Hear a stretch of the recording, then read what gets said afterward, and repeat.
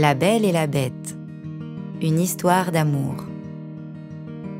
La légende raconte qu'aux profondeurs de la forêt, il y avait un château où habitait une bête redoutable. Dans un village proche, vivait la Belle et son père.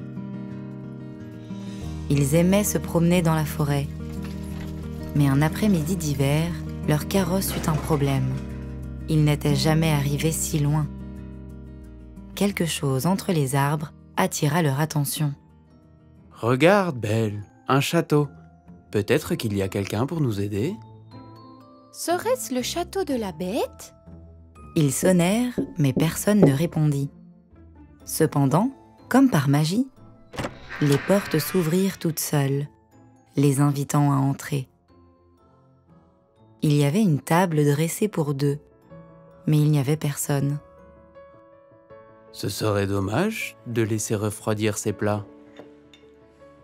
Après avoir bavardé et ri, la nuit tomba et les prit au dépourvu. Alors, ils décidèrent qu'il serait mieux de dormir au château. Le lendemain, ils furent surpris car quelqu'un avait préparé un petit déjeuner pour eux et en plus, avait réparé le carrosse. Même s'ils ne comprenaient pas très bien ce qu'il se passait, ils étaient ravis.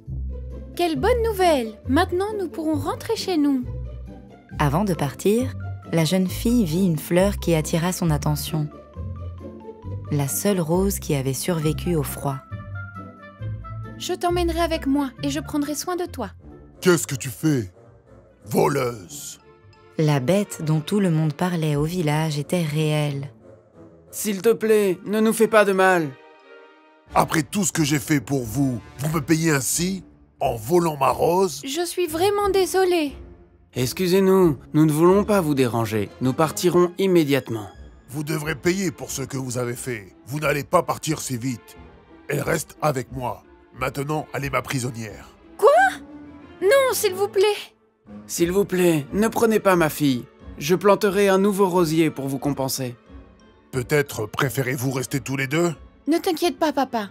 Rentre chez nous et demande de l'aide. Tout ira bien. Et ainsi, l'homme rentra tristement au village. Une fois arrivé, il raconta son histoire en demandant de l'aide. Les jours au château n'étaient pas comme la Belle les avait imaginés. La bête la traitait comme son invitée, et pas comme une prisonnière.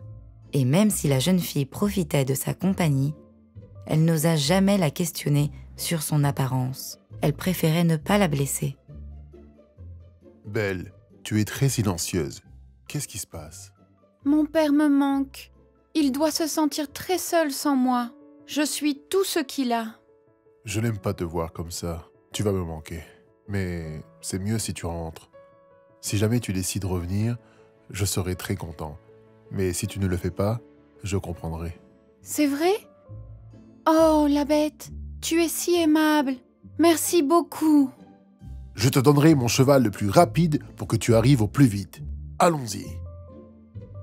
En arrivant, la Belle constata les conséquences de son absence. Le village était décidé à faire virer la bête. Attendez, la bête n'est pas méchante. Elle ne m'a pas fait de mal. Le village ne l'écouta pas. Il voulait la bête loin et qu'elle ne revint jamais. Si vous l'aviez connue comme moi, vous verriez qu'elle n'est pas dangereuse. Mais le village l'ignora encore une fois et se dirigea vers le château. La bête a fait preuve d'un grand cœur. La Belle, sans hésiter, l'a défendue. Devant la porte du château, les gens ont commencé à crier de toute leur force pour effrayer la créature. Mais c'est eux qui ont été effrayés. Les portes se sont ouvertes d'un coup et plusieurs objets ont commencé à voler. Comme si le château se défendait. Soudain, ils ont entendu un rugissement et ils ont vu la bête tomber depuis la tour la plus haute. Quelqu'un l'avait poussée. Le silence emplit le lieu. Bête, qu'est-ce qu'ils t'ont fait? Tout le monde pense que tu es si méchant. S'ils comprenaient que derrière ce visage redoutable, il y a un être merveilleux. Avant d'être comme ça, j'étais un prince beau, mais arrogant. Une nuit, je n'ai pas accepté d'héberger une pauvre vieille dame car elle était sale et débraillée. Hélas, cette vieille dame était une sorcière qui m'a jeté un sort et je suis devenu une bête. Comme je ne voulais pas que l'on me voie sous cette forme, je me suis caché au château, plein de honte. La sorcière m'a dit que la personne qui pourrait voir ma beauté intérieure aurait le pouvoir de briser l'enchantement. Je croyais que tu étais peut-être cette personne. La belle rougit. Elle n'a jamais imaginé qu'en se perdant dans la forêt, elle allait trouver quelqu'un de si spécial. Doucement, elle se pencha et elle l'embrassa. Une rafale de vent entoura la bête et un éclat magique révéla la vérité. L'enchantement était brisé. L'amour avait triomphé. La belle et le prince vécurent heureux pour toujours.